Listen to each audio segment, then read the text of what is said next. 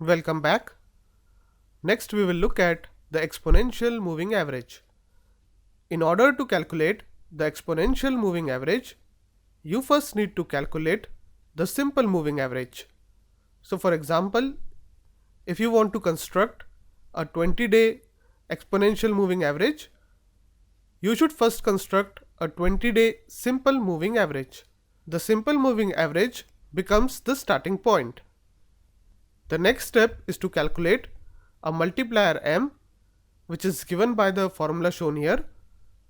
So the multiply m equals 2 divided by number of time periods plus 1. So in this case, if you are calculating the 20-day moving average, then our multiplier m is given by 2 divided by 20 plus 1, which is approximately 0.1.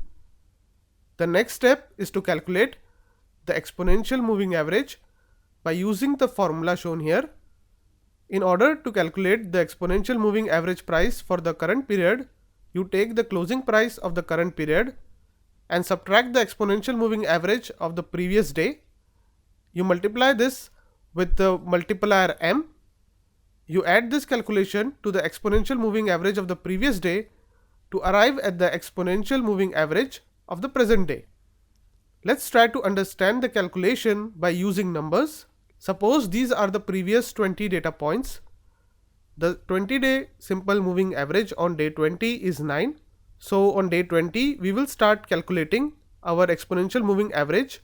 Since our formula shown here requires a previous day exponential moving average, which we don't have currently, as this is the first period for which we are calculating the exponential moving average. So we will use the simple moving average value as our exponential moving average value for day 20. On day 21, we start applying our formula to calculate the exponential moving average for the period. So we subtract the exponential moving average of day 20, which is 9, from the closing price on day 21, which is 11.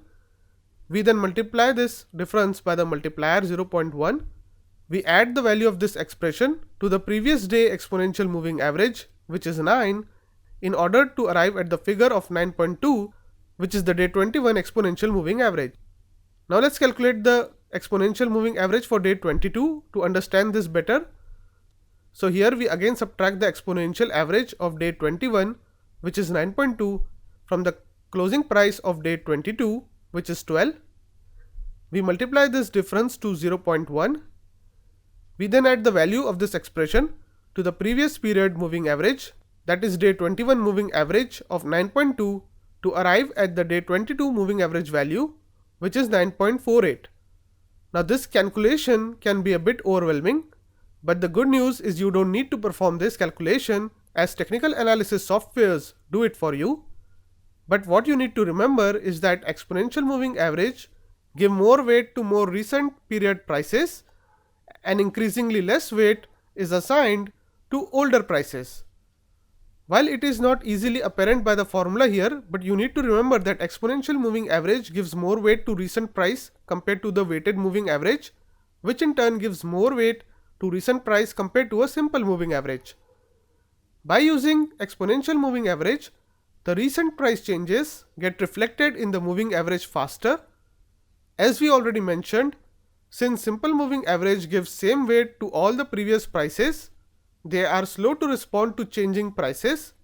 So the exponential moving average is fastest to respond to changing prices, while the simple moving average is the slowest to respond to changing prices. Now that we have seen the different types of moving average, in the next video we are going to look at how to use moving averages.